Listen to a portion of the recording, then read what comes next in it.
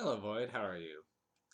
You're about to start seeing a lot of me because I've got some time off from work and I'm planning on watching as many things as I can over the course of it. So, away we go. So, when I just watched just the other day, so not waiting as long as I usually have been, good sign. Kubo and the Two Strings. Now, this one's a animated or stop motion animation film from Studio Leica, circa 2016.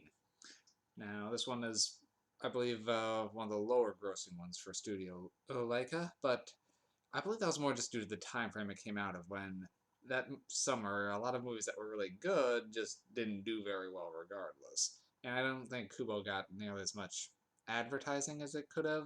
Like, I don't recall ever seeing a preview for this one or even knowing anything about what it was about until actually sitting down and watching it the other day. That said, it got a lot of critical praise. And it definitely deserves it. It is a gorgeous film. It is very well put together. The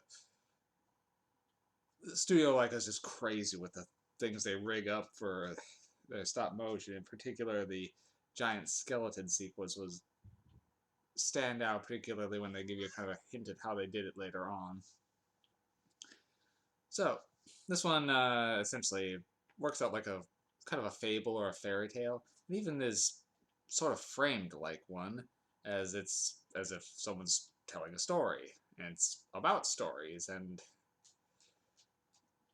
there's a lot to that. So I don't know how much I can really get into there, but young Kubo is taking care of his mother, who's a little half in, half out after a head injury she suffered a few years before, after apparently they've gone into hiding.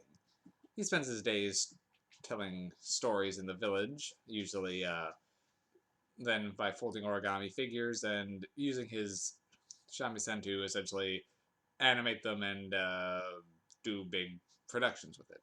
But he always has to be in by before the before night falls. His mother is very much instructed him on this point. Now, when he finally, the one time he disobeys it, he finds out exactly why. The truth for the reason he and his mother have been kind of in hiding is, well, his grandfather is the essentially the Moon King, and has been searching for him to render him then upset that his daughter, uh, Kubo's mother, then had betrayed him by seeing the good in humanity, so he wants to essentially blind Kubo, or to make him as blind as he is, towards such things, and have him live up in the heavens. And he has sent his two Kubo's two aunts to try to reclaim him.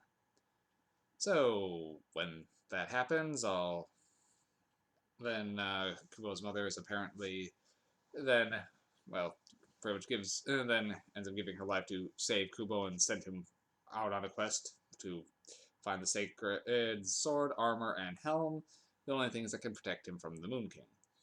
And the one charm he has always told to keep next to him, little Mr. Monkey, comes alive and acts as his guardian. Monkey, as she goes by thereafter, much to comedic misunderstanding with Kubo, acts as his protector and guardian, and they pretty shortly meet a cursed samurai that's been cursed to look like a beetle. And the three of them go on a quest to find the magic MacGuffins, and then face off against the Moon King. There's a few twists and turns here or there, and some of them, if you are paying attention, you can call kind of early on. But that doesn't make the movie any less enjoyable. It's kind of they're heartwarming things that you come across, and it's just seeing them coming doesn't really take anything away in this case. Now, just in case, I'm going to avoid any spoilers on that.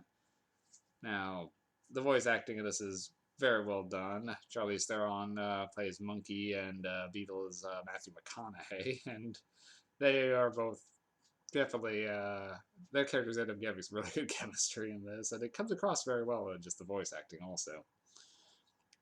Beetle has essentially lost his memory and only has flashes of being a samurai, supposedly having served under Kubo's father.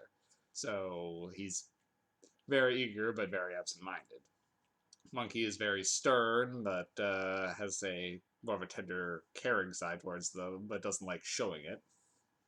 And Kubo is your plucky young hero, barely in control of his power.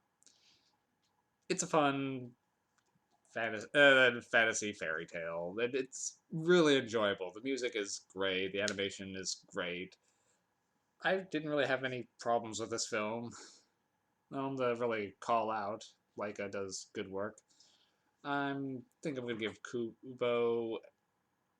It's up there. I'll give it an 8. 8 MacGuffins.